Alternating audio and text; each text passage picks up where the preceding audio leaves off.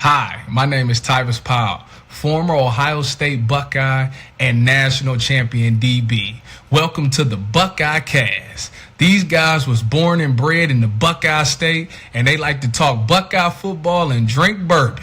Subscribe to the show. Now pour up a drink and pull up a stool. Here's your host, Joe Warwick. Get him, Joe. All right, Tyvis, you skipped something there, I think. Anyway, what's up, everybody? Welcome in to your TBC Weekly. Lovely to see you. Right now, we got Jeff in here, waiting for Sean to join. We'll see. Who knows? We're going to give you the full breakdown. Obviously, this monster win over the Longhorns. So much to talk about. Jeez. We're going to do our good, bad, and ugly. You're welcome to pop in the chat. Give us your good, bad, and ugly. I think that's pretty self-explanatory. And then, we're going to break it down. I got a ton of clips to run through here. I'll start with this one, Jeff. Yo. It's nice to be 1-0. Not like this guy, the Bama fan. Oh, I know. The best part about being 1-0 is going 2-0, right, or something like that. This guy is not feeling it. I found out that there's bouncers that are already wearing this kid on a T-shirt in Tallahassee right now. Nice. You know what? I'm guessing you're talking about blue shirt guy, right? Yeah. So good. Oops, I didn't add it to the show. My bad. Here we go. Oh, yeah. Sorry, folks. Bingo. Yeah. We are no longer number one. Yeah. Down 14, 2:20 left in the fourth. At home. That will never get old. But still, yeah. That will never get old. Yeah. Poor bastard. But yeah. A lot of good stuff happening. I got a bunch of stuff. Let's just run through some clips here, and hopefully Sean will jump on. Here's a good one at the ESPN tailgate game day set. Wish it was Dez's last show instead. Oh yeah, I second that. Yep. Blonde girl. Good job. That will be the next show. The next college game day I turn into will be his final. Yeah. Here's a nice little triumvirate. Tress meeting McConaughey with Mac Brown. I don't know. Is he trying to raise water off the ground? I don't know. Where's the Ouija board? Yeah. It's like they were playing Ouija board and then somebody took the board away. Yeah. That was pretty funny. But yeah, just seeing Tress and McConaughey is pretty fucking special. I saw plenty of McConaughey. Yeah, they showed him a lot. We saw plenty of him. Of course. I mean, it's a Texas game, right? So this one.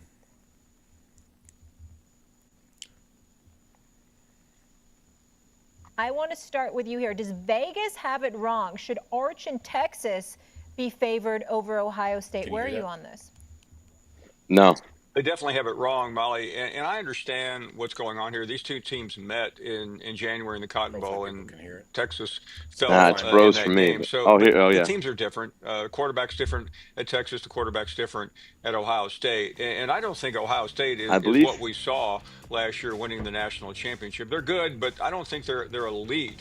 Now, Vegas. He doesn't really know. He doesn't really believe what he says. He just talks shit just to talk shit. Last year, but I think he has said as much. Wrong.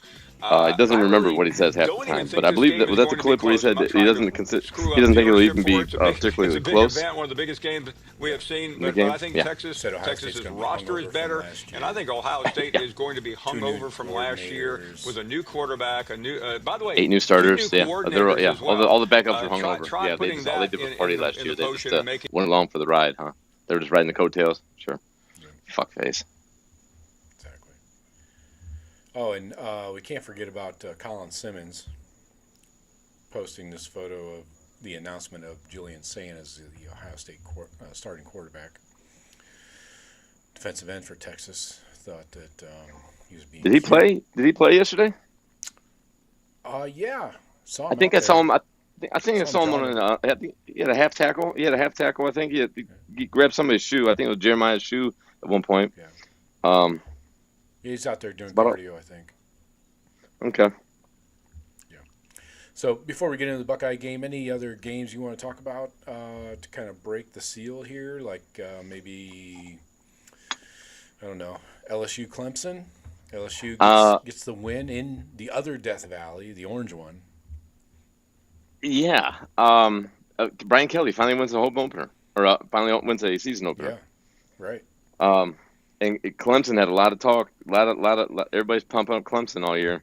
Yeah. But these week one games. I mean, with the playoffs where they are, nobody's eliminated. Like in years past. But man, a lot of clunkiness. Unless you're playing Long Island University, your offense didn't really click that much. Yeah. Or if you're even playing New Mexico. Not a lot of clicking. Or Nevada. Yes, exactly. I was expecting a little bit better showing by Klubnik, but their defense is still good. Just not good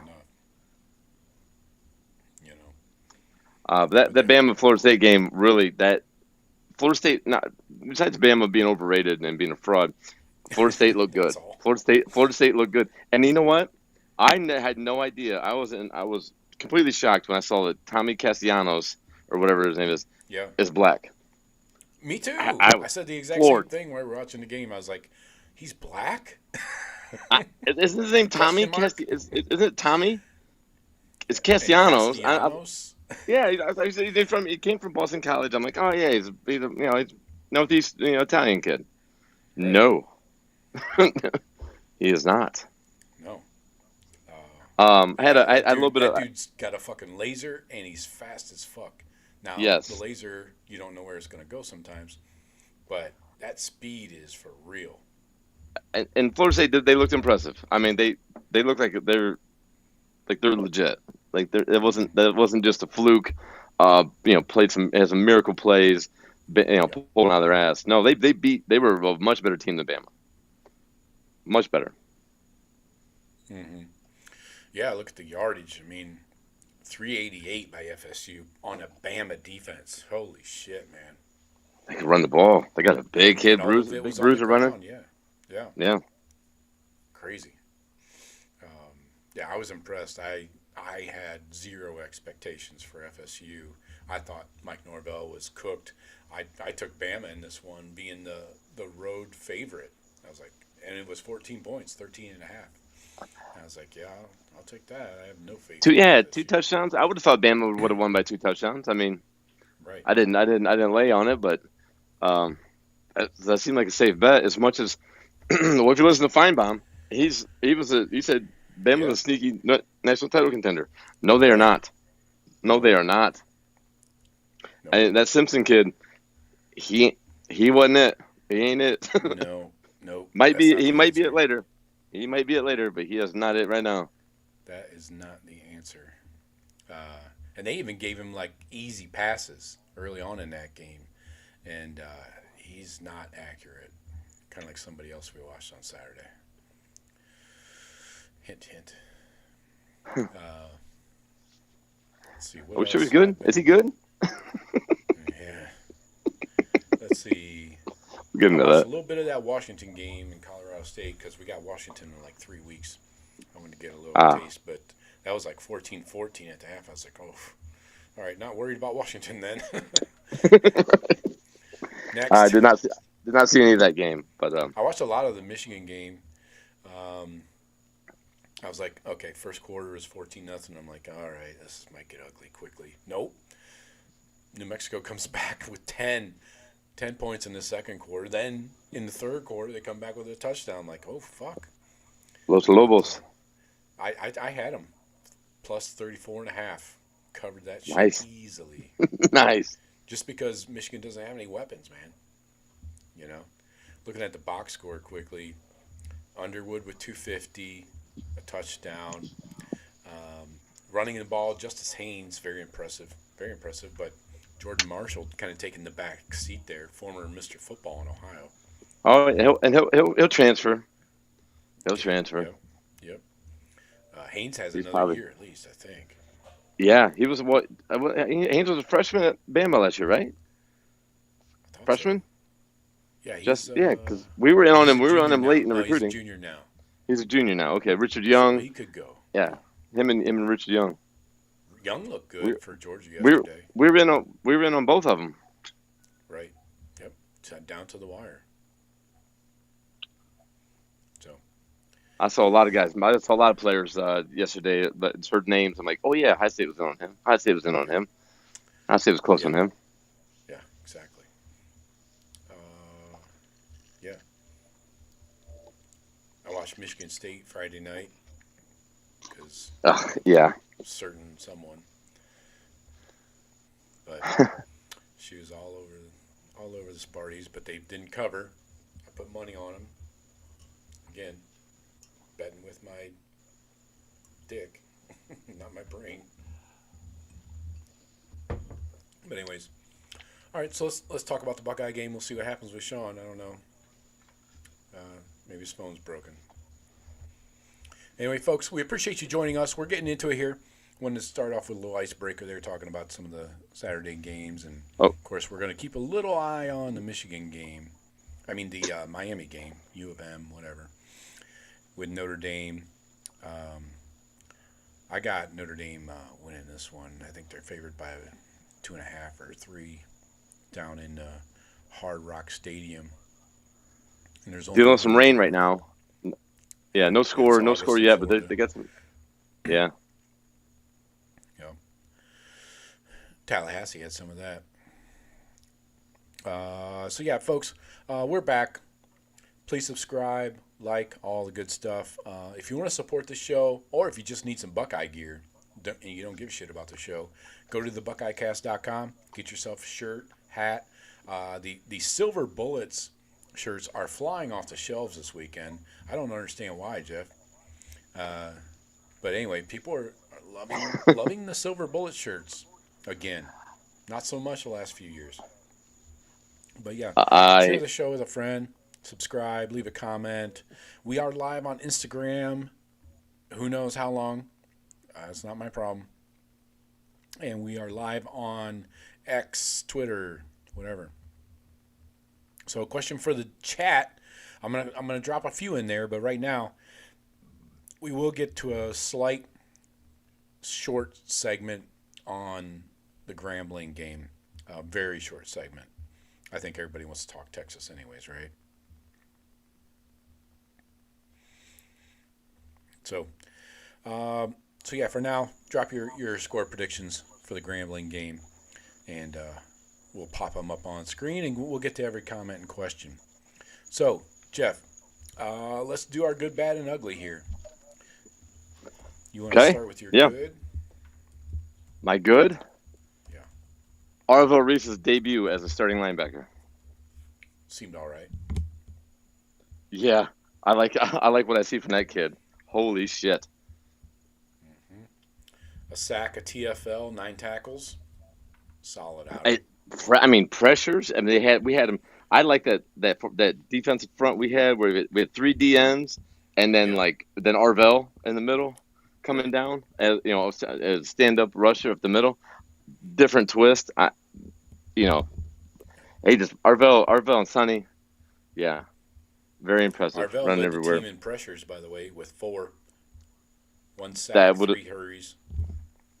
Without looking at stats, I would have guessed he led the team. He was harassing people all day long. Yeah, definitely. Very impressive.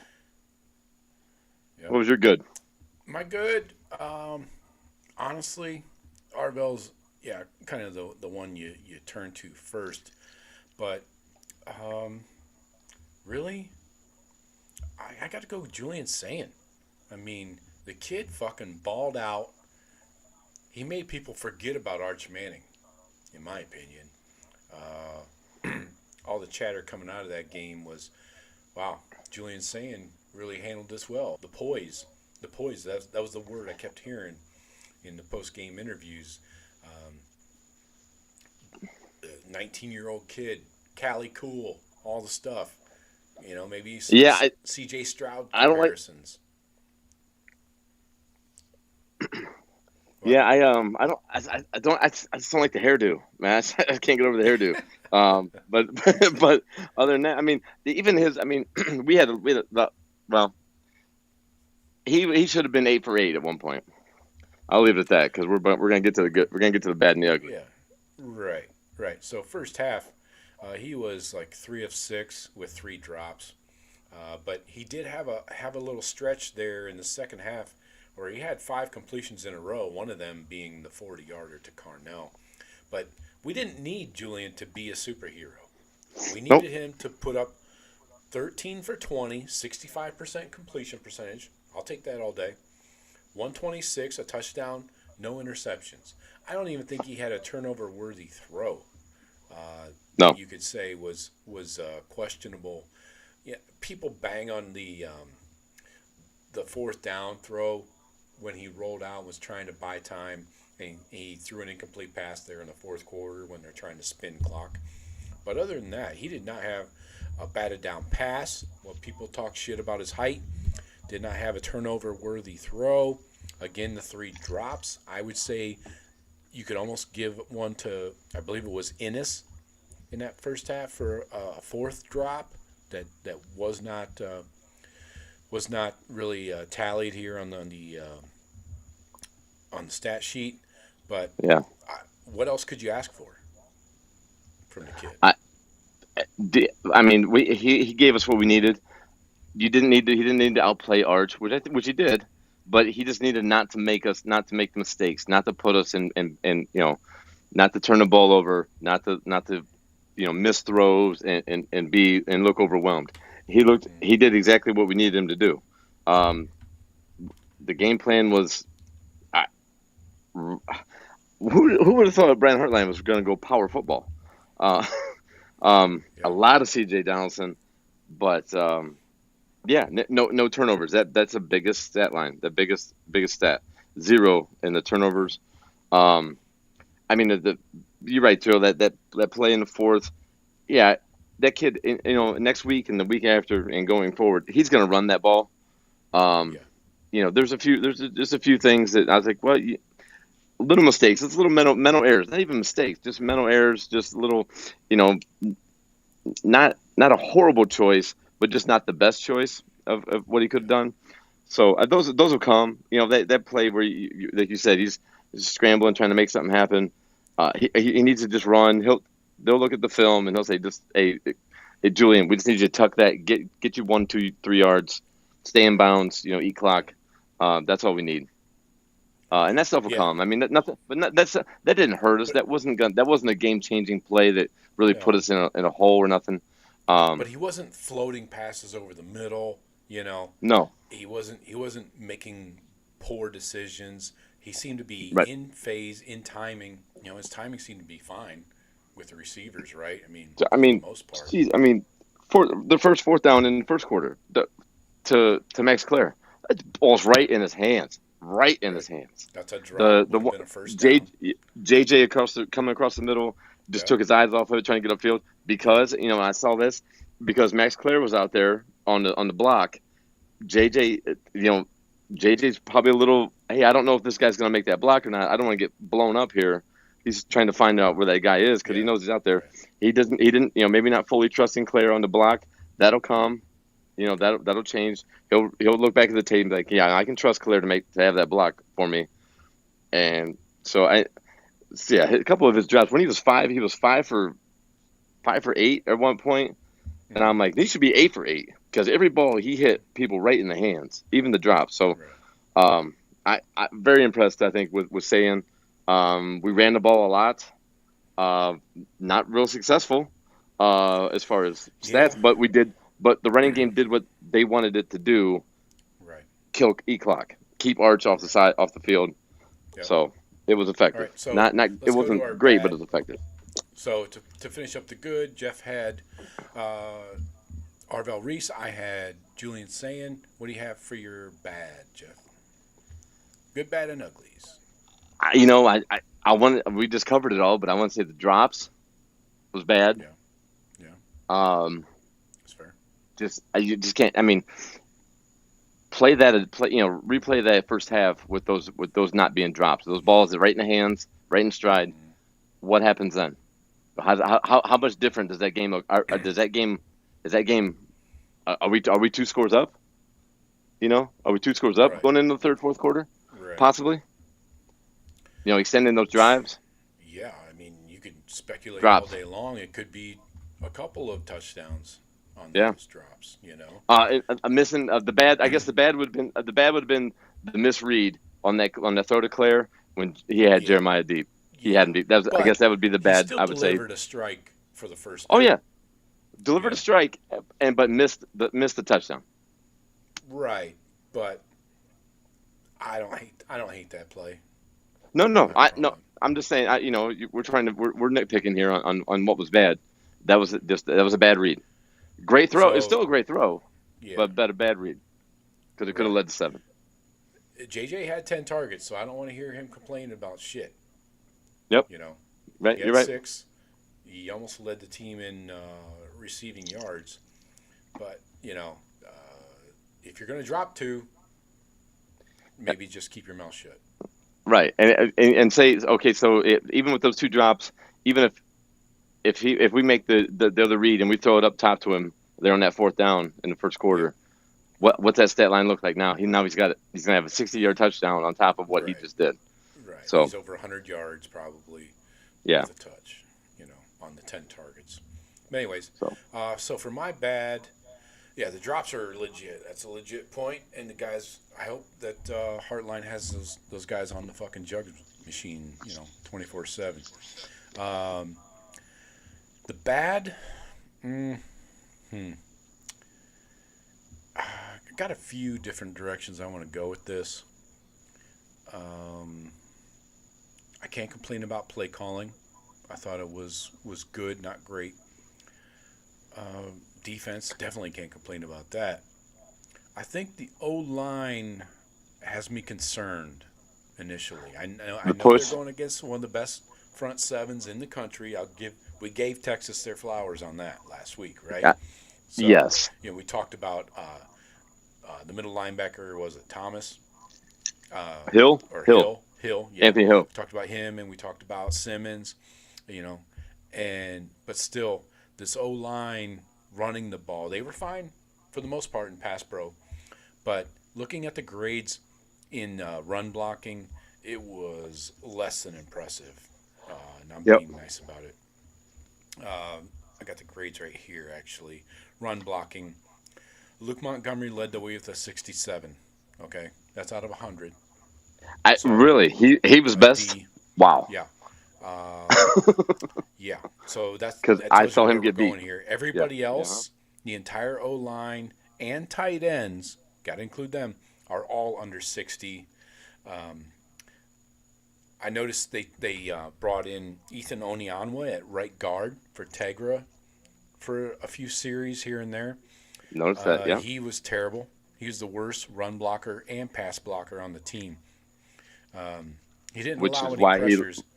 That's why he lost that job to Daniels, I think, at right tackle. Right. Now, Daniels was good at pass blocking, but terrible. Yeah. Like, the run blocking has to get fixed, like, now. Yep. Yes. So that's my bad. Things have to get fixed over the next couple of weeks. Definitely, you need to see improvements before we go to Washington. And we got the perfect elixir, though. We got Grambling. Right. Should help. I mean, but then how do you gauge yourself? Right. Just that's through the tape. Yeah, through the tape. There's people being in position, knowing where they're being where they're supposed to be. Yeah, you're not going to get a gauge on talent versus talent, of course, but I'm sure guys were out of position, taking wrong steps, stuff like that. Montgomery, I saw a couple times, just real wide step left, and then guy just swarms past him. And so it was off balance to the left, and guy comes right back off his right hip. That's just that can be fixed no matter who you're playing. You know what I mean? Just positioning and footwork and stuff like that. Yeah. Yeah, so that's got to get fixed. But I mean, we still got the dub, so it's not like it was horrific. But we were outgained 166 to 77 on the ground. So something has to get fixed there. Again, great front seven, but let's see. We got our bads all done. Ugly. What do you got for your ugly? The officiating of Jeremiah Smith. Okay. Holy shit. If the teams are going to be allowed to just grab him, hold him, pull him, interfere him every fucking play, we're going to have a hard time getting him 10 targets, 10 catches a game. I got something for you on that. So, I mean, you can't tell me. Yeah. Oh, I remember that. Yes, I remember that. I remember seeing that. Jesus and like saying, what the fuck? What are we doing? Yeah. Outside the stadium, you'd be arrested. Yeah. Yeah. I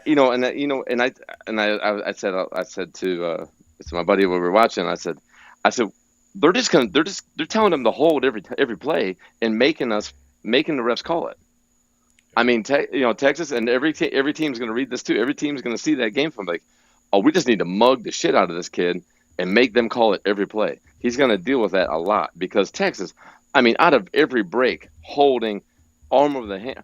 I mean, a couple of those passes coming to him, he's got both arms. The one play, the DB never let go of him, the whole route. Right. Never let go of him. So yeah, they were constantly bringing that's the arm ugly. In, like if the play is going across the field, that DB always had a left arm wrapped around the hips. Yeah, did not take it off. And so all of them, especially that fucking freshman, Little John or Littleton, whoever the fuck he was. Yeah, Little John. That true freshman trying to cover people. That dude was roasted all day. Yeah, he was fished, but exactly. Like, that's the thing with refereeing. An SEC crew, which how did that happen? Well, you guys brought your own refs, huh? I didn't know you could do that. Oh, yeah, right. I mean, I guess I've never seen a cross conference matchup. The away team gets to bring their conference refs. Yeah. As soon as they said the SEC officials, I'm like, get the fuck out of here. Oh, of course it is. Of course they are. We're not going to get the benefit of shit. That was a given. Yeah. Yeah, and we're lucky we didn't get fucked over on some instant replay. I mean, we kind of did on that touchdown for Texas. That looked just like the Sonny Styles interception to me. That's it. That's exactly it. And I said, how's it different? And my point, I said aloud, well, I said, the SEC refs are going to make sure. I said, that's the reason why this is different. That's why it's in there. That's why the calls are different. That's the only reason. Right. I can. Ugly, you got what? Not in a pit for Sonny. Same time, that ball moved. The officiating on JJ. What's that? The officiating. On JJ, yeah, I got the officiating against Jeremiah Smith was ugly. Let me make sure I cleaned that off the screen. Okay, I did. I got ugly. This one's a good one. It's got some details to it. The Texas drive chart. Let me recite this. 10 drives total, okay? Turnover on downs. Punt, punt, punt, punt. Turnover on downs. Pick. Turnover on downs. Touchdown. Turnover on downs. That equals 7 points on the scoreboard. Rough day. For the next coming, or whatever you want to say, like the Messiah, or whatever fuck you want to call him. Yeah, that was not pretty. You want to bang on Arch for a minute? I mean, I don't want to bang on the kid. I want to bang on the hype hype machine. The kid. There's not really. I'm not going to bang on the kid so much. I mean, I don't have nothing against Archie or Arch. I don't know. Maybe you should go with it. Maybe you should add the IE, and maybe he might feel a little better. I don't know. What'd you think about Jesus how Christ, they didn't run the ball in the first half at all with him? What'd you think of that? Oh, him running? No, not at all. And that was one thing that was concerned me. Yeah. His legs getting his legs, but I think we did. I think we had a great plan as far as I think they knew our linebackers. We weren't the exact time. We're not. Our defense is not the kind of defense that's going to give up a lot to him, a lot to a running quarterback like that. But that's the one threat that you, as a defense, can't really account for. You know, I mean, you can to a degree if you want to if you want to put resources on that quarterback, if you want to have a guy spying him the entire game, but then are you wasting a guy or two, you know? So, yeah. And I thought they would go to that. I thought we'd see more of that after all the struggles. You know, like you said, that we just did the drive chart. You know, after that third, fourth drive, I figured there's a spark or something. They would try to get him on the edge. Yeah. You know, try to, you know, a little misdirection, you know, little option handoff, you know, fake handoff, boot, stuff like that, just to get him on the edge, get his legs going, kind of get him some confidence too, get our defense loosened up. But I don't know what they were reading on our defense that was telling them that wasn't going to work or what. But I was surprised that we did not see him and his legs working. I mean, he went 10 for 38. That includes sacks. I think we just had one sack though. Are we sure he's good? Are we sure he's good? Yeah, right. But he was getting the same average as C.J. Baxter, who had 10 carries for 40. I mean, not much better. But looking at when they ran him on those design reads, it wasn't till really the third quarter. Yeah. Yeah. He went for 15 their first drive in the third quarter, then 5, 1, 0, and 4. I think they should probably going forward utilize his legs more. But not my fucking team, and I don't care. Right. Yeah. So we got our good, bad, and ugly all finished off here. So yeah, let's talk about the players to watch. We talked about Arch Manning here. Good day for him, honestly. You can't really bitch, honestly, about the guy. I got his passing chart here. Let me throw it on screen. So yeah, looking at it, he just missed a lot. What's that sidearm shit, Jeff? You notice that I saw a lot of that. Inconsistent with that. That most of the time when he goes sidearm, it was like he's a shortstop or something. He's incomplete, like very inaccurate. I don't know where he got that from. I noticed that when he started going sidearm, like he was feeling rushed. You know, he wasn't planning, wasn't comfortable. I think that's a sign. I mean, to me, it looked like a sign, like, oh, he's not feeling it. Like now he's trying to rush a throw. He's trying to like shoot something in there. He's almost trying to be the arm angle, perfect, right? Yeah, the arm angle kept changing, that was something I definitely noticed. And which I'm sure they're going to be watching that film and trying to correct that. But they're not going to. Texas isn't going to face a defense like ours until maybe Georgia. Close. Yeah, Georgia might be the only close one. That's the closest. Not Florida. I don't know if they have Bama this year, but I mean, Bama might just be a nice little warm up for them. Well, yeah, maybe it might just be a steamrolling. Yeah, but looking at his passing chart here, really inconsistent, especially over the middle in that 0 to 10 yard range. That's supposed to be money. Like I'll show you Julian Sayin's in a second, but from 0 to 10, skipped a lot of passes. Yeah. Yeah, I mean that should be the easy throws. You know, you should be perfect there, 8 for 8. You did get the deep 30-yarder on the left. That was in the fourth quarter, and then a couple sprinkled over 20 yards. But I wasn't really impressed with anything he did, honestly. No, I mean the touchdown throw was a good throw. He made another good throw. Second half when they were driving, I can't remember which drive it was. Sanchez was in coverage on that one to the tight end up the left side. That was probably the 30-yard. Was that Sanchez? Okay. Yeah, Sanchez, the true freshman, was in there quite a bit. Is he number 6? Yeah. Okay. That's why I was like, who's number 6? I was thinking Scott. But okay, 5. That was Sanchez. Okay, Scott's 5. Gotcha. I didn't double check all the new numbers, but I mean he made some good throws. You could see he's a good quarterback. He was not ready for a defense like ours. No, I mean, definitely not.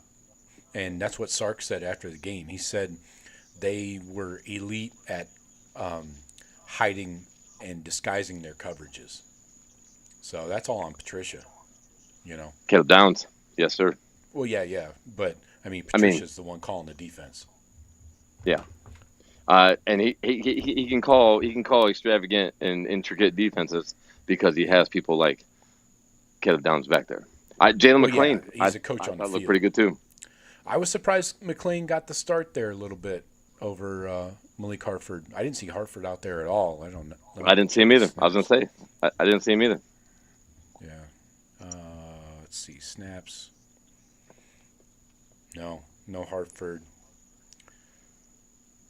To not have any, to be in such a position battle, right? That they said was down to the wire. You're right. They never really announced the starter. I never really even heard them announce it. To not have him playing at all, that surprised me. Well, it tells you how good McLean must be. 67 snaps. He had all the snaps. McLean, Caleb, Jermaine Matthews, IGB played every snap of the game for the defense. I like that because those four are really Styles good. Was in there for 65. 67 was the total snaps. So I was happy with that. Yeah. I'm happy with our 5 back there. I'm happy with those 5. We might have the best back 7. It might be. It might be. And who would we lose? I mean, like losing Lathan Ransom and Denzel Burke. Oh yeah, two guys in the NFL right now. Yeah. 2 guys that are making NFL rosters. Yeah. So I got some more clips to play. I do need. This is pregame, so we'll kind of backtrack in time here. This is awesome. That skull session. Give it up one more time for the best damn man in the land. I promise you to see behind us to do their part, but I need you guys to do your part, okay? Now listen to me. You have to make life absolutely hell for Arch Manning and the Texas offense.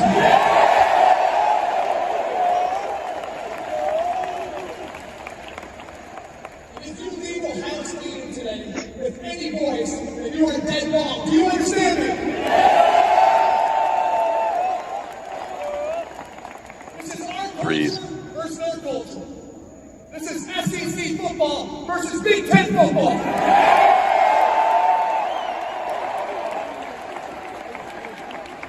This is their flash versus our toughness, our grit, our fight. Listen to me now. Like it says in the Buckeye battle cry, our honor defend. We will fight to the end. Make sure you scream to the end. Go Bucks! Solid. Threes, man. He's channeling his dad there, you know. He's feeling the animal. If you'd have came out in the paint, the face paint would have been great. Oh, shit. Yeah, can we get him in some face paint one time for a game? Oh my God. Can you imagine? I would hire that dude to run my company. Even if he didn't know anything about my business. You know what I'm saying? Yeah. Right. He don't figure it out. He'll figure it out. Yeah. It'll just motivate the fuck out of people anyways. Here's Carnell. There he is. Carnell!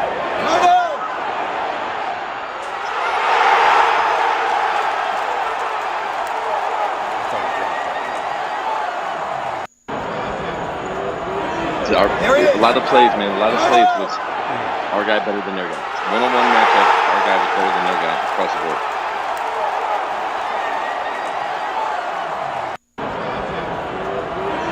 There he is. Great play. Great fucking play.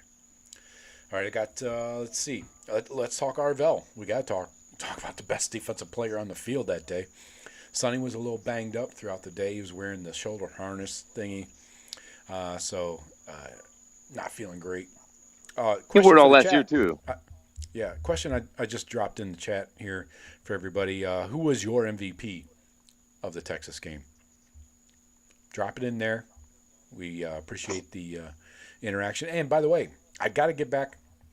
I promise tonight, before the end of the show, I will give you the YouTube leaderboard. Whoever is the most active will show up on the leaderboard. I'll give you tonight's list. I'll give you the top 5. But yeah, we got to talk about so many things. The goal line stand, another one. Jesus, this never gets old. Let's go right there. Then we'll come back to Arvell. Here's the reverse angle.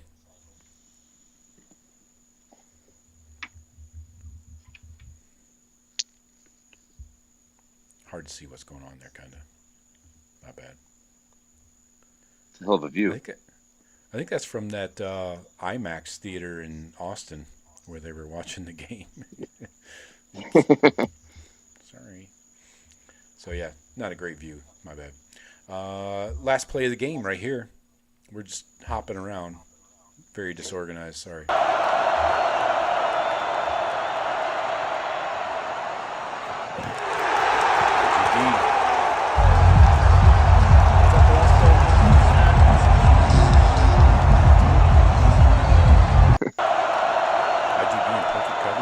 Did not hook. Yep. Did not hook with the left arm. Nope. They exactly. I think that you can tell that that's something that they really worked on with him. It looks like like that was something that he needed to address, and he showed it. Yep. But we got to talk Arvell, man. Again, we got to run through his numbers. This guy needs more attention. Honestly, leading the way, 9 tackles. Don't forget. IGB, 10 tackles on the game, 4 solo, and a PBU. But Arvell, and he started right out of the gates with his 9 tackles, 4 solo, a sack, a TFL, and just patrolling the field here. Let me run through these clips. This is going to take a little time. I like this one. The thing is, too, I think Jermaine Matthews is every bit, if not better, a cover corner than IGB. So, we don't have a fish in that backfield to pick on. No, Sonny was the one last year in the playoff game that gave up, the wheel route to the running back. Mm-hmm. But we don't have that. No. Look at Arvell chasing down. Look at him in coverage here, taking a running back. No play there. Even nothing. Caught the ball. Handoff, no gain. Yeah. Making the tackle at the line of scrimmage. Boom. How he just ducks that lineman coming up on that second level. He just side shifts him and still stays in position to tackle. And that speed, that right there, that him running down Manning. That's why he couldn't get comfortable, because he had the linebacker that fast chasing him. He looked like a safety with safety speed. Exactly. Peyton Pierce too. Yeah. This is my favorite play. All right. This is awesome. Check the move. Check the little turn of the head, so it looks like he's going out in coverage. Yep. Then he blitzes. This is like next level stuff. And just completely just shields the tackle. He just the guard. I think it was the tackle. The tackle comes off. He just hand checks the tackle. That's an offensive tackle. Look, that's a Texas. Kenyatta got double team tackle. Yeah, they decided to double team Kenyatta there because they thought Arvell was going out in coverage. They thought he was following the running back's motion there. But they also brought who's that? Is that 5 or 6? Is that Sanchez on the blitz coming from the corner? Okay. Yeah. Great. And so what Sanchez is doing there is he's occupying the running back. And going wide to make him flare out. Right. Yep. Right. So at the same time, you got Arvell turning his head so it appears he's not blitzing, and Sanchez is occupying the running back's eyes, and Arvell's is just, sneaky, And the lineman did not even get an arm on him. He barely touched him. It was too late. It was too fucking late. And you had Sonny showing blitz. You had Styles in the box as well. We dropped off. We dropped off everybody on the left side to the wide side. We dropped 3 off. Styles comes back. Styles. Both showing blitz. Drop back off. Yeah. That's Patricia. That's Patricia just loving having 11 studs to play with. Here's another view of Arvell with that same play. Boom. That's so quick. So quick. Yep. And he's 6'4", 240, by the way. Yeah. Yeah, and he's just as fast as Arch. He's just as fast as that quarterback. Oh, yeah. Oh, that is sick. That is fucking sick. Dude, yeah, Downs in the box. Downs, both Styles, all of them, everybody in the box. We're showing 8 in the box. We flare out.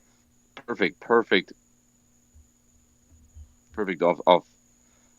off balance blitz, I guess. I don't know how you'd word that. We dropped off our DN too. CJ Hicks dropped off too. Like we just completely gave that wide side because we knew where their pass routes were. We took away every passing lane to the right. Came everything from the short side. Oh, that was not. The IGB play was not the last play by the defense. This one was.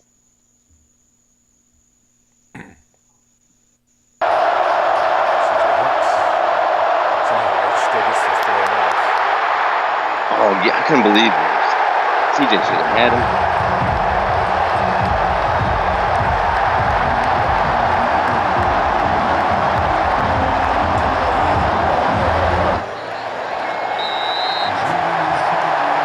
Thanks for coming.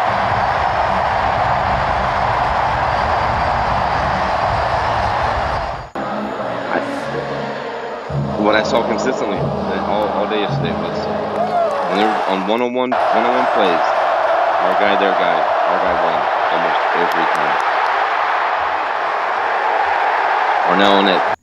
Cornell on a touchdown catch. Yeah. So one example. Give our guy saying some flowers here and talk about him. Now, remember we looked at Arch's passing chart, right over the middle, 0 to 10 yards. He was 3 of 8. Julian Sayin 7 of 8. That is what you should be. 7 of 8 for what? Is that 50? Is that 56 yards? Yeah, 56. Yeah.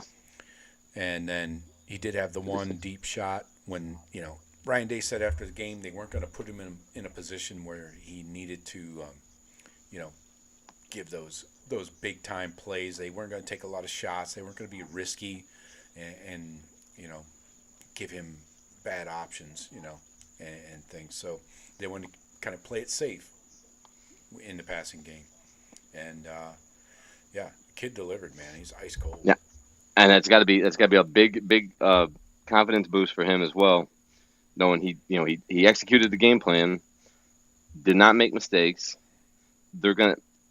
We might see, there might even be next week where, oh hey, let's let him sling it. Let's let him just sling it, throw it around. Get him. He's got, because he's got to be feeling good. Now, of course, he's playing Grambling versus Texas. I understand that. But it's having. I think they ingratiated him properly. I'm not sure if that's a word or not, but I think they, they say number one teams in the country, quarterbacks making their first start, 0-18. Oh, now 1-19. That was a thing. That was that's a big thing. A kid making his first career start against the number one team in the country. I go back to what I said last week when we were previewing. I think this game being at noon maybe helped him. Not being the night game. With all that the pomp and circumstance and all that. Maybe there was a little less pressure. Maybe he felt a little less pressure. But I think next week, I think we kind of let's let him sling it a little bit. Let's because he wants to throw. He's going to try Jeremiah a lot more deep. We're going to throw a lot more to Ennis. I think we see a big. You got the win. Yeah, that's it. Texas, week 1. That's important. That's the most important thing. So and we didn't have to bail him out. We didn't have to bail our quarterback out. We didn't have to win in spite of him. Yep. And he didn't need to put up gaudy numbers. We talked about this last week. He didn't need to be a superhero. We've talked about this with every quarterback, honestly. You don't need to be a superhero. Just get the ball, to the playmakers smartly. Don't make stupid decisions. I mean, it's not hard. I mean, take what they give you. We're simplifying it, really, but yeah, and make the right decision. If the right decision is throwing it in the dirt, so be it. Yeah. He did have one play where he just chucked it into the ground. I think it was maybe into Christian. But he saw that there was nothing there. So he short hopped him. And people say, he short hopped him. He was smart. That was a smart play. Throw it down, just throw it in the ground. If he throws one back over the middle, then you're crushing the kid. Yes. Yeah, even and it's like, what do you do? You got to know better. You got to know. Fuck, Here's the end of the game. Ball game. Ball game. Ball game. Yep. Ball game.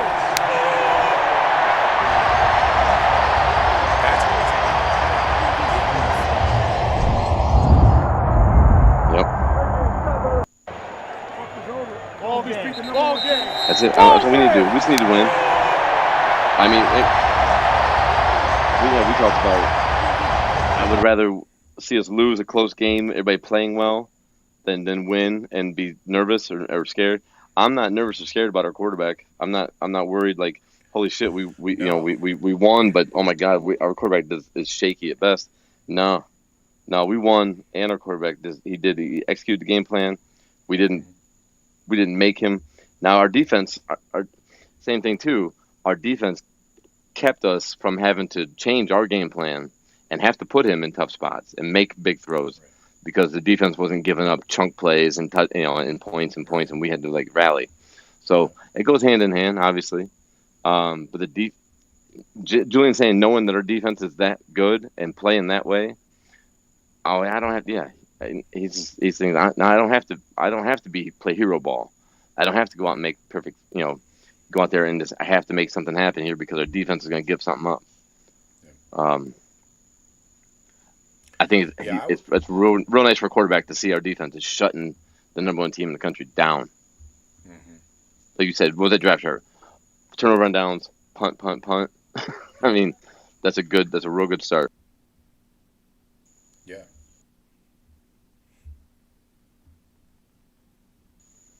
So, great. I mean, we probably couldn't answer. I mean, of course, I would like to see our run, our offensive line run blocking a little bit better. Have that average more. We were at 2.5 yards to carry for most of the game. I'm not sure what we ended up at. Yeah, looking at Donaldson had 19 carries for 67. That's a 3.5.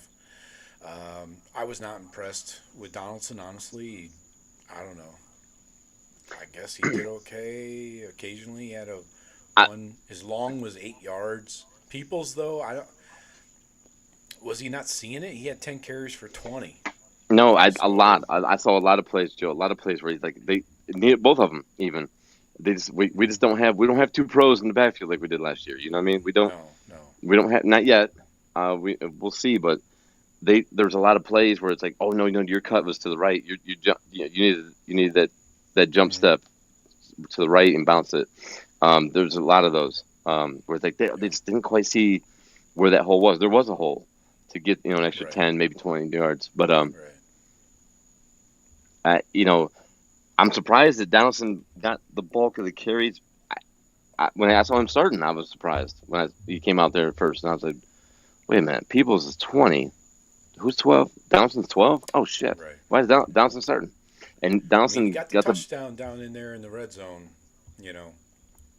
That was a strong carry. O-line got the push, of course.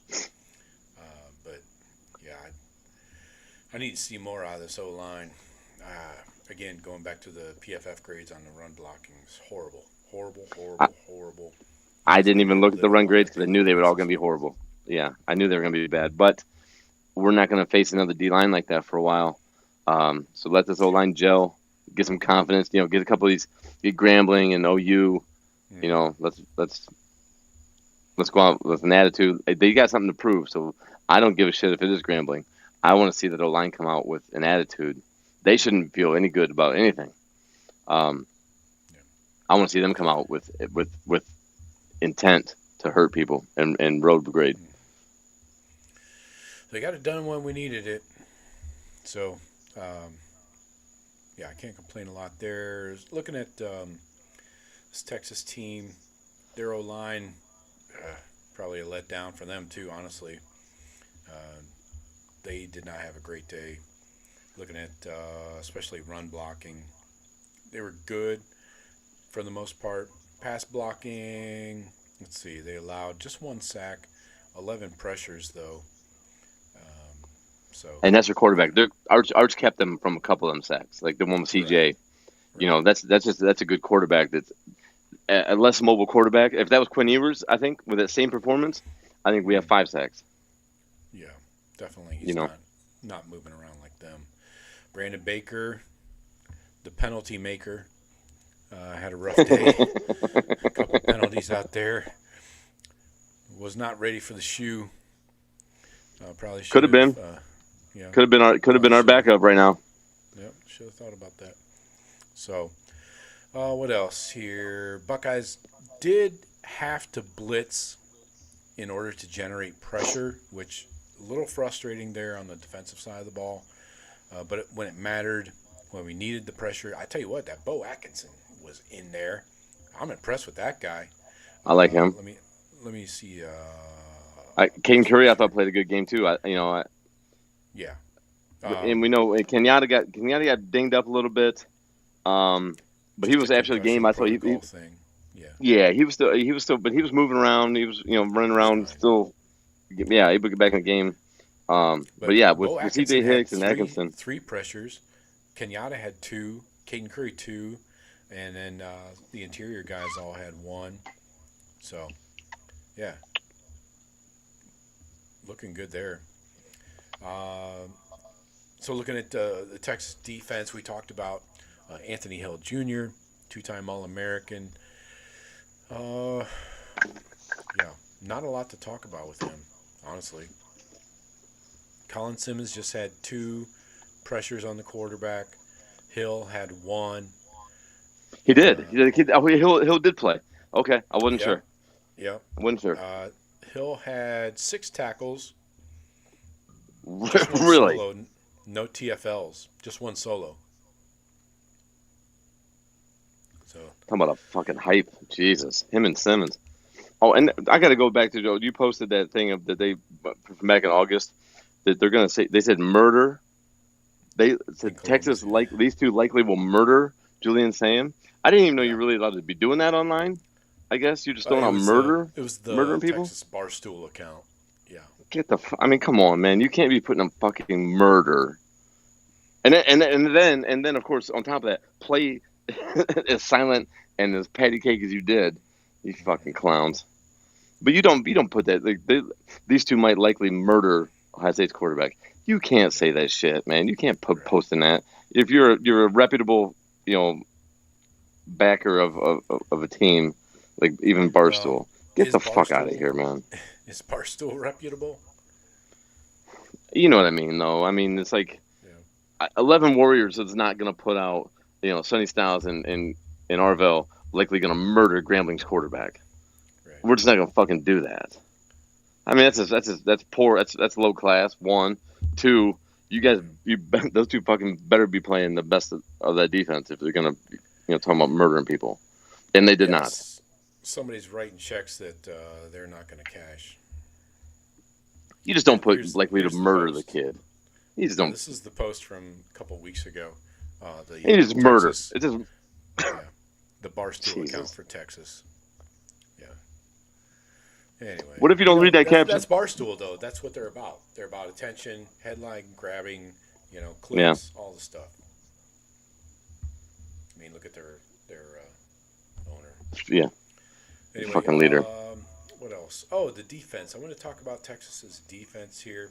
They only had 4 missed tackles on the day. That's solid. I can't really. Yeah, they're good. They're good defense. I mean, they're one of the best in the country. So, like us, we knew that. Yeah, their defense was good in coverage. The Littleton guy, the freshman, looks like he's a keeper. Everybody else was under 70 as far as coverage goes. Taffy, the white guy at free safety, he was a 67. Kobe Black, 63. Malik Muhammad, number 5, known pass interference offender, a 62. So, yeah, nothing great there for the Texas team. X factors, yeah. We talked about the crowd noise at the shoe. Were you impressed with the crowd noise? Now you got to take into account Fox's broadcast kind of silences the crowd noise on their broadcast. So I think if it were maybe an ESPN game, you get more of the vibe, like realistically. It seemed like we were loud, Joe, but it also didn't seem like Texas had a whole lot of problem with it. Right. I didn't see a lot of. Ever. Yeah, So and like you said, I don't know, it's those fucking noon games. Though. I mean, I think the crowd was in it. The crowd was in it. I mean, you could see and you could hear the intensity, but it's we don't. As far as the decibel level, I don't know. I don't know whether we didn't get any. We didn't get like a bunch of camera shots scanning to like the decibel level that they do in like Kansas City and shit. You know what I mean? Where it says, loudest stadium in the world, and we're reaching 140 decibels and shit, like the Cincinnati Nebraska game from Thursday night. But I mean, the shoe. It seemed like the shoe was as loud as it usually is for those day games. It's not comparable to the night games, said it was though. super loud. So. Yeah, I mean, after the game, they were, and Ryan Day said it was really loud. But again, I did not see Texas have to go to a silent count. Maybe they did. Yeah, it didn't look like it didn't affect them well. But I mean, but it's also Texas, and it's they're they have a great coaching staff, they have great players, so that's something that they were able to practice and adapt to. So I don't know. Maybe we'll get a night game sometime. Maybe we'll get a night game that actually is of a consequence at some point. In the playoffs. And maybe we'll get a little better reading. But you're right, like you said, Joe, you're right. I think Fox does. They do kind of deafen, or not deafen. Yeah. Do kind of quiet down the noise. Yeah. I think that's widely known. One thing I really wanted to talk about before we kind of move on is, and we probably should have talked about this off the top, this Buckeye defense pitched a fucking shutout until 3.5 minutes left in the game. Yeah. I guess what was the Heisman Trophy favorite? Not so much now. Yeah, the second coming. Yeah. Right. And the returning running backs. I mean, again, nobody liked to talk about the rebuilt O-line with 4 new starters for Texas, but that's a thing. Receivers. New receivers for the most part. So, pitching a shutout against any team, a Texas, a Bama, a Georgia, that reloads like that with blue chips over and over and over. I mean, there were a couple receivers that Khalil Lockett, that Buckeyes were in on him. Dalen McCutcheon, Buckeyes were way in on him. Both those guys were in the games. So, my point is, pitch a shutout, 14-0 with 3.5 minutes left to go in the game. That's great defense. And I was super impressed with that. Yeah, there's nobody should be. You hold Texas to, like you said, Joe, to 7, and really to, like you said, the very end of the game almost. Their second to last drive. There's no complaints. No complaints to be said on that defense as overall.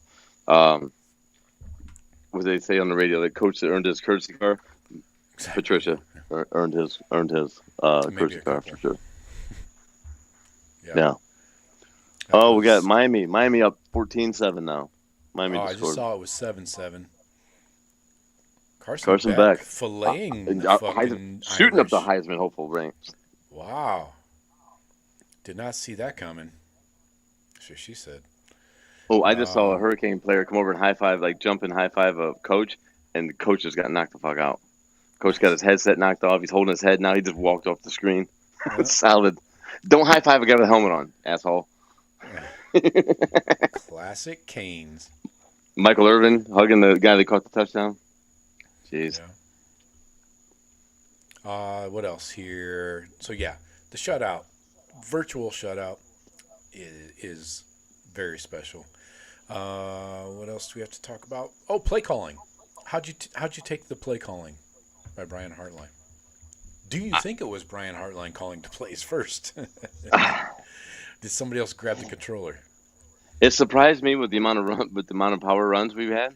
But I think Hartline and Day and that whole offensive line, the whole offensive staff, I think they stayed true to the game plan. I think that the game plan was run the ball, eat clock, keep Arch off the field. You know, as long as our defense is doing their job, right. We're not trying to go up top a lot. I mean, two deep passes. I think I remember. I mean, the one to Cornell, maybe one other deep pass, but we didn't see many more. So I think Hartline. I mean, you talking about his first time ever calling plays from the booth. I don't think he's ever been in the booth before. No.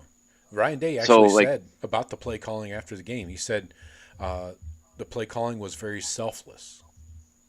So meaning Hartline was not trying to, go bombs over Baghdad, all streaks. And it seemed like that was clearly the game plan. So right. he didn't get in the plan. Yes.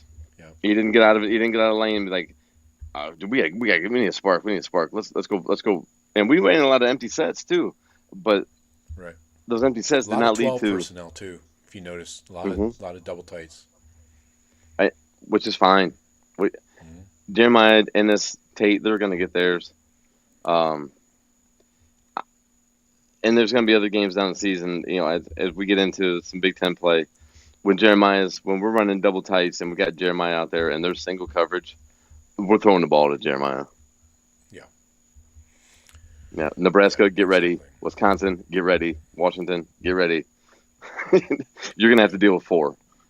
You're not Texas. None of you are. All of you combined aren't Texas. Yeah. Your all-star team is not Texas. Right. I mean, honestly, going back and looking at our keys to the victory, clean operation on offense. Yep. Fucking nailed it, right? I mean, yeah, sure, you'd love to put up 30, but again, the other guys are on scholarship too. And chips. They're all 4 and 5 stars just like ours. I mean, Texas is recruiting at a level that we are. So I mean, it's not like this isn't like a team like we should be killing these guys. No, I mean they're really good. We have a brand new starting quarterback, and I think the game plan was perfect for him. It was what it was supposed to be for him. So, we're going to see more. The next couple games, we're going to see a lot more opening up. We're not going to. Yeah.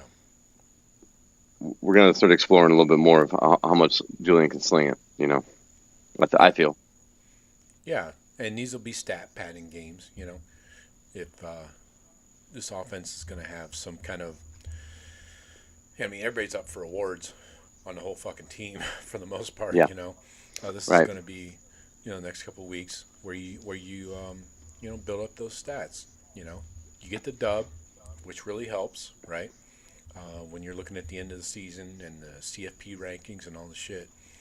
That win over Texas, man, they're going to be top 5 by the end of the year. I don't see them, I said as soon as the game was over, I said we'll see them again. As soon as the game was over, I said, I think we're going to see them again. Probably, yeah.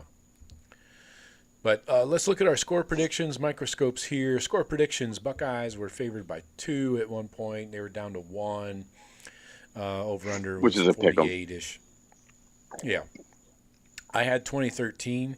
Jeff had 26-23. Sean had 31-24. I like to think I'm pretty close. No, the host takes the dub always. Yeah, 14-7. Yeah, 7-point victory. Anyway, microscopes. I had James Peoples and Kenyatta Jackson. Jeff had Max Clare and Caleb Downs. Sean had Julian Sayin and Sonny Styles. Everybody had a good one. I mean, Kenyatta had a good day. Downs had a good day for you. And Sayin had a better day than Sonny, I would say. But Sonny was in the stat sheet as well. Yeah, my bold prediction of Clare being the leading receiver. Yeah. Well. Even with that drop, he wasn't going to be the leading receiver. Right. Oh well. But he's going to get his. We're going to see a lot. We're going to see a lot more of him with the stats. So a great team win all the way around. Everybody contributed it, and that's what it takes to beat a Texas. You know, if we don't play a Texas in the playoffs, that gets you ready for teams like Texas, Georgia. You know, I'm not sure I can say Bama at this point. Clemson, Georgia, Clemson, LSU, maybe. Right. I don't know. LSU, I still need to see more. I was surprised their defense played so well, but I need to see them do that consistently against SEC teams, you know? So I don't know what Clemson is sometimes, you know? I did say Clemson they have a returning quarterback who Klubnik had a great season last year. I mean, his stats were dead on. And so you 81% or over 80% of their production from last year. So that's why people are thinking Clemson, their defense is studs. They got three probably at least two first round draft picks, maybe three on that defense as of right now. And you figured returning quarterback, a lot of the production coming back. Rightfully so, people we're high on Clemson. Clemson, I think I'd still pick Clemson to win the ACC. You know, I would love to see Clemson again in the playoffs. I'm gonna exact some revenge on Georgia. We've already gotten ours. We owe them a few. Yeah, we owe Georgia. I really want Georgia this year. I really want to exercise that demon. Because I don't know what their quarterback is. Gunnar Stockton, dead meat is what I think. Yeah, they're a little. We owe Bama one too, but fuck, I mean, I don't know if we're gonna get to Bama. Not the same. Bama ain't. It's not gonna be the Bama's same. Not, yeah, Bama's not on our level. We actually owed Saban something, but yeah. So let's. Anything else on this game we need to cover? I mean, we kind of went all the way through it. Jalen McClain, I got to go back to him. Impressed with him. 8 tackles, 5 solo. The young guy. Loved it. Oh, yeah, McDonald and Houston in the middle on that goal line stand, Jeff. What do you think? They went low, and I believe it was Caden Curry said he came over the top. I'm pretty sure that's how it developed to keep Arch out of the end zone. So, yeah. K. McDonald is he was the main cog in that goal line stand against Texas last time. Right. Him and Houston are great run stoppers. Yeah. We're not gonna get that Tyleek type pass rush or that Michael Hall type pass rush from the middle. I don't think. Right. But we're also playing. We're playing Texas, so let's see what this looks like against a Wisconsin, a Nebraska, a Washington, some of these middle tier teams in the Big Ten, or predicted to be upper level Big Ten teams. None of them are Texas. Nobody on our schedule is Texas. So I don't think Penn State's Texas, but Penn State's going to be a big, the big test. I like our D line. We did not see our lack of depth, or the thinning of our interior D line. We did not see that exposed in this game, which is I thought was a concern. If Houston, while you're talking about that, yeah. So, getting past the starters, obviously Houston and McDonald, you had Will Smith Jr. getting 16 snaps. This is out of 67 total. Mm-hmm. Will Smith Jr. 16. 11 of those were on run plays, 5 on pass. Tywan Malone Jr., 14 total, 7 and 7 pass and run. Jarquez Carter, true freshman, number 91, getting there for 3. Did not see him. Did not catch him in there, but I'm glad to see the freshman was in. They talked about him. They talked about him last week, and Larry Johnson has talked about him when they had their interviews a couple of weeks ago with the D-line. But anyway, so I'm not surprised that Jarquez got in there. Everybody else. I just don't remember seeing him. Well, it was only 3 snaps. It's hard to see down in the middle of the line. So that's awesome. Love to see anytime you can get young guys into a big game like that, it matters going forward. You know, it makes a difference. Oh, yeah. So I guess we should touch quickly on this Grambling State game, or Grambling game. Did they lose the state? Yeah, Are they just Grambling now? Or they? I don't know how you do that, but yeah. Georgia stole their logo, the way I see it. Yeah. So what did they do? I don't know what they did this week. I wasn't catching Grambling's first week opponent. Yeah, they played something called Langston. 55-7. Guessing that's an FCS team. I think. NAIA. That's an NAIA team. Oh, Mark Langston. He's a pitcher for the Mariners. Yeah, that's right. So yeah, this is a 3:30 on BTN. So yay, we don't get a big noon. Great, and that. Wonder who we get on Big Ten. Do we get? What's the quarter? The tight end from Michigan. But. You know what I'm talking about. He's from Pickering. But yeah, do we get Bud on the call? Maybe, yeah.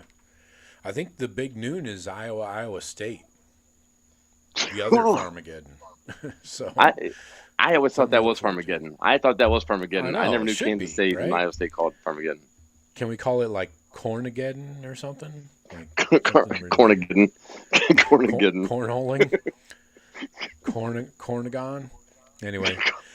Cornagon. Yeah, I don't even know what to talk about this fucking team, man. I mean, an NAIA team. We just beat Texas. Right. What are we doing? Right. I mean, so what do they? I mean, I don't even know what they run. What kind of offense they run? I'm guessing they're like a spread option. If I had to guess, pass quarterback. I can tell you what they did. Oh yeah, break it down. I don't know what it means for us. I mean, looking at the stats. I mean, what do they like to do? What they like to do? I mean, no, it shouldn't matter. I don't. What's the opening line, Joe? Tell me the line in this game first. 34.5.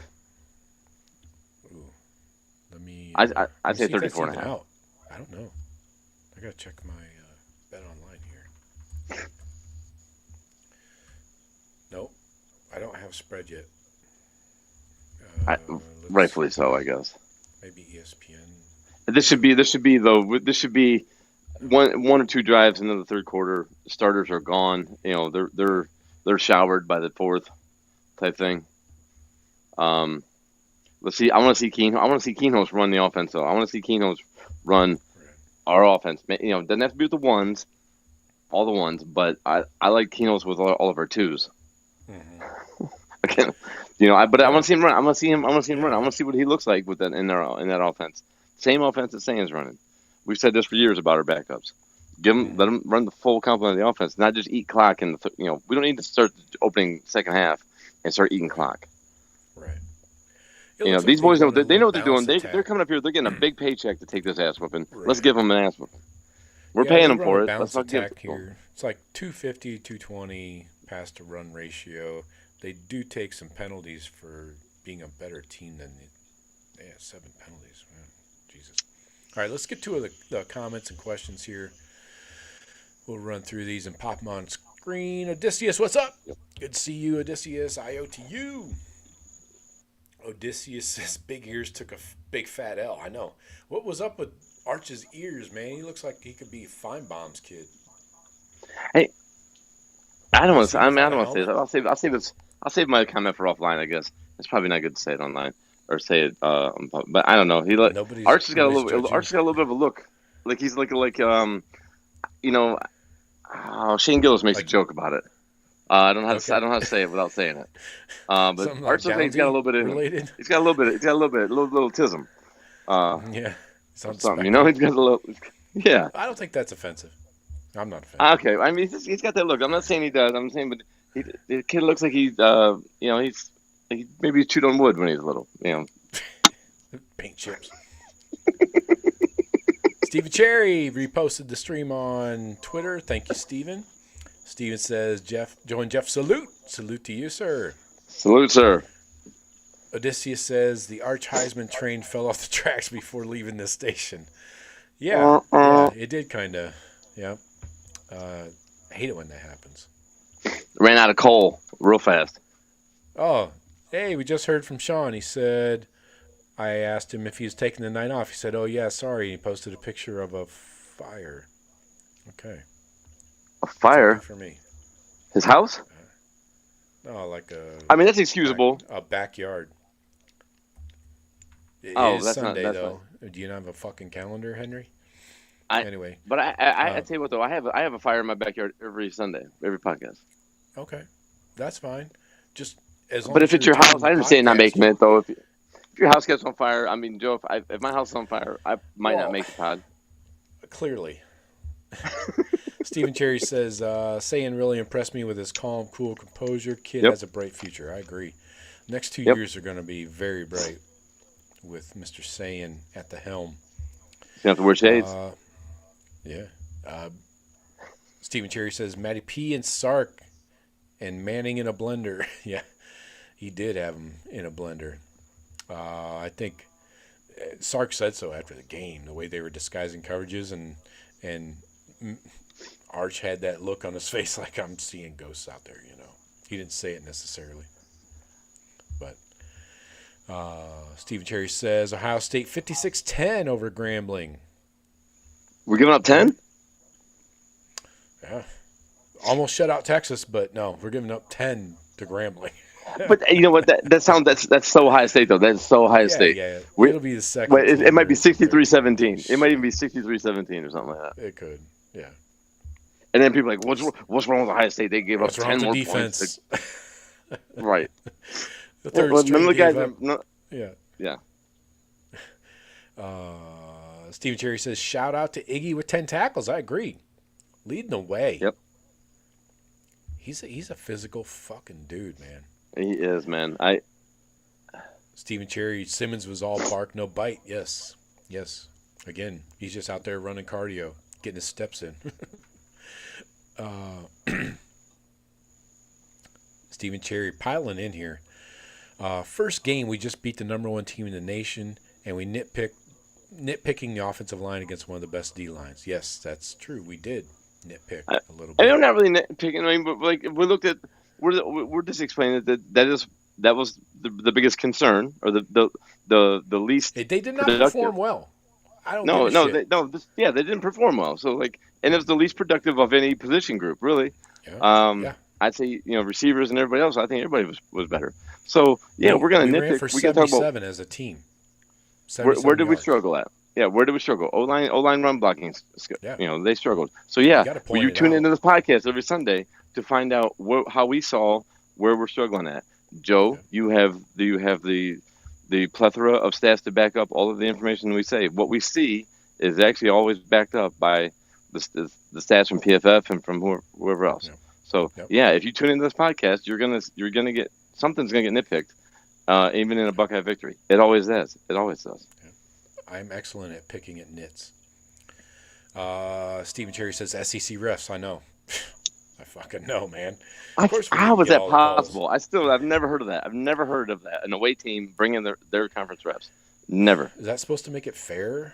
Is that like how they keep it fair or something? I don't get the mindset or who's making that decision. Probably I never knew that to be a regulation that's meaningless. But yes, Stephen does follow that up with saying, actually, Big Ten refs aren't any better. Clearly, I agree. No, but I mean, can we get some Big 12 or some ACC refs or something? Something that's not. They don't have any. So there's no type of marching orders. Because I'm not saying there are, but the SEC. I don't put nothing past the SEC with Sankey and the way he runs his fucking little conglomerate down there. The cartel. I don't put nothing past nobody. Right. When it comes to the SEC. Who was the crew that fucked us over in that hey, keep it close. Keep it close. 2019. Was that Big 12? I think that was Big 12. I don't think it was SEC. I don't think it was SEC. You know what? If I knew those dudes' names right now, as far as I can throw them. No, and obviously that 2019 Fiesta Bowl, way more blatant, way more bigger stakes. I would murder those guys. I didn't say that out loud. I would confront those guys way before the SEC refs we just saw, but definitely.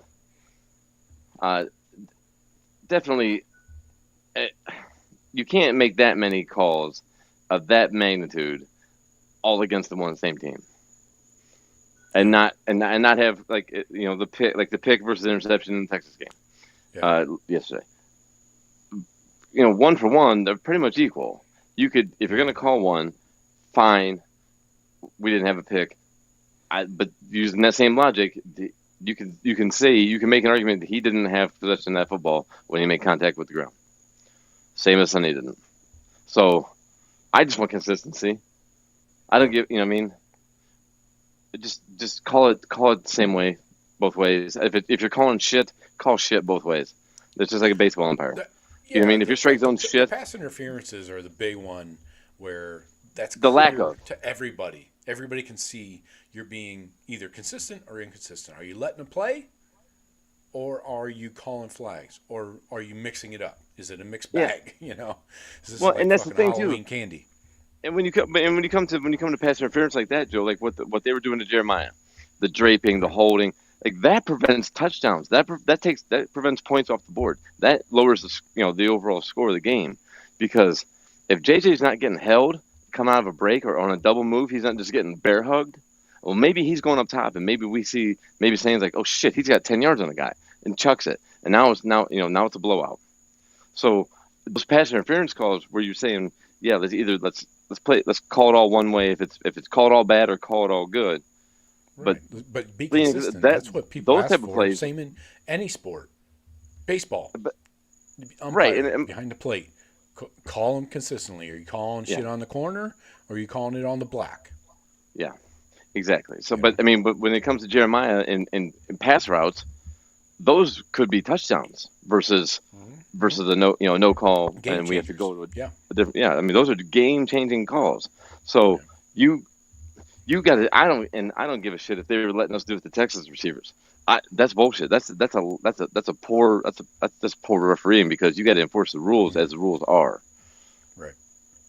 We know I don't like the rules, but play by them. You got to. Right. You can't just hold receivers and tackle them and mug them. Right. You can't do that. PI is open to interpretation. Like you could call it on every play, just like holding on the O-line.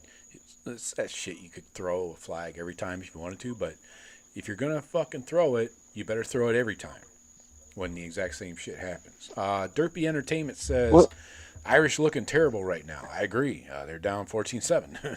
It's not looking great. You're getting it's another one of those things, Jeff. Another one of those names that everybody said, oh, this guy's probably going to be good. CJ Carr. Yeah. Arch Manning. Well, maybe not. Yeah, not every. Yeah, Ty Simpson, Alabama. These five-star kids. Well, not every kid making their first start in college football is gonna light the world on fire. C.J. Stroud didn't have I remember him in a Minnesota game. Right. We were a lot of us were.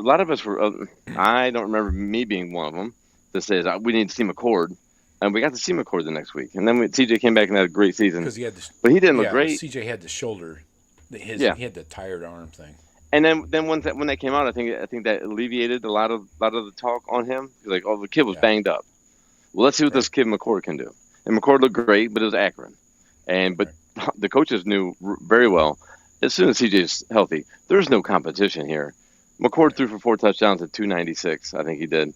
But CJ is still our quarterback. As soon as he's healthy, we're back to him. But yeah, CJ Carr. So yeah, his first half of college football didn't look great. He's probably going to be just fine. Notre Dame's a really good team. Marcus is going to have them in the playoffs. I expect to see. I expect them in the playoffs game. They'll probably Miami come out here, run the ball heavy in the second half, and probably start moving it. They got the best running back in the country, possibly. And some beef up front that can move him. So we'll see how tough. Kid's actually leading them right now in rushing.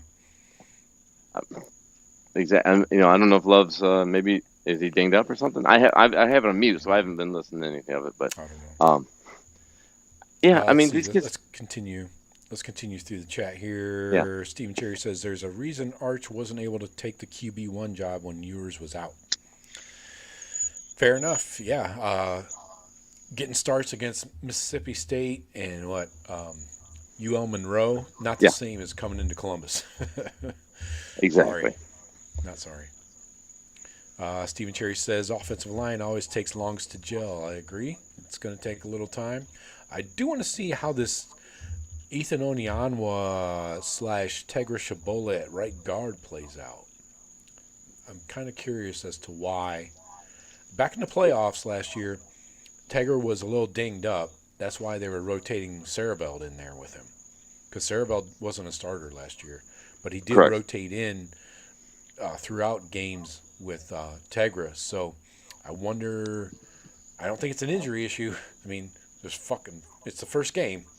So why is Onyanwa alternating series with Tegra? I'm curious. Well, and remember Onyanwa, I think just as important a question to Onyanwa's impact on the team is why was he not there was no plays of him going in for either tackle position, and we brought him in. Everybody, all Buckeye insiders were all thinking he's our left tackle when we signed from Rice, right? Everybody was. Even me, and I'm not even an insider, although I have been inside her. Hey-o. Shout out. Man. That was low blow, wasn't it? I choose not to. But we could do that. Do you want me to just? I just put my head adult humor. Adult humor, and I'm good. I got plenty. I got all kinds of ammunition. I just don't load the gun. That's what she said. Stephen Cherry says bonus next pick, week. Oklahoma. Next week. Hey. Podcast after dark next week after talking about Grambling. I'm going to give you some filth. I'm going to break it down. I'm going to have. All right. Yeah. All right. Maybe we'll get banned on YouTube. That's the goal. You want to get banned on YouTube? Watch this. They don't pay me shit anyways, so fuck them. Don't dare me, Joe. You know that.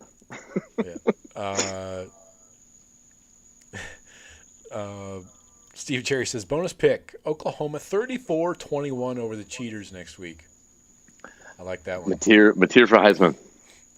I might. What? I gotta find let me see if I can find a spread on that one already. I kind of doubt it. They're kind of slow rolling. It's in Norman though, right? Yeah. Okay. I got Cheaters +5. Over under 46.5. 46.5. I'll take the over. I'm taking the over. I'll take the over on 46.5. Okay. You don't think Venables is going to dial up some diabolical shit? Maybe hit the pipe a couple extra times? No, his jaw off. I think Michigan's offense has just as good athletes as Oklahoma's defense, if not better, honestly. So I think Michigan he will. Has no receivers. I think there's going to be turnovers. I think there's going to be points will be scored, but turnovers will be a part of that game. All right. Okay, I gotta look at it though. If Michigan +5, I'm not sure on that, but I'll definitely take the over. Okay. I think I would go money line. I'll just go money line Oklahoma. I don't think they could handle 5. That's smart. That sounds like a lot. Money line Oklahoma win the over. Yeah, that sounds right. They don't have that.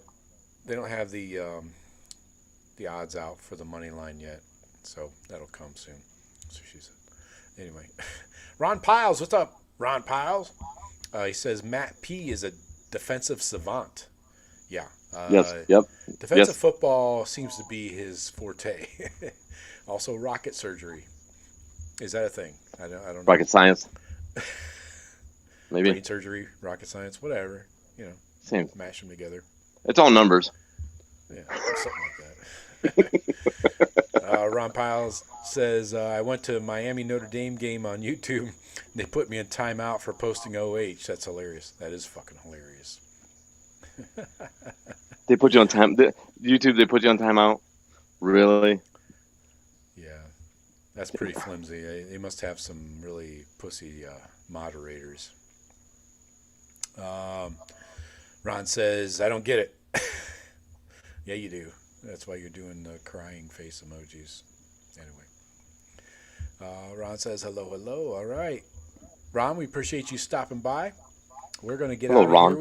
We've done a hard almost 100 minutes. So, yes, seriously? A solid 100? Yeah, 100 minutes, right on the button. So anyways, we appreciate you guys stopping by. We will be here next Sunday night. We'll see if Sean shows up. It depends on, his whims, what kind of drugs he's on that day.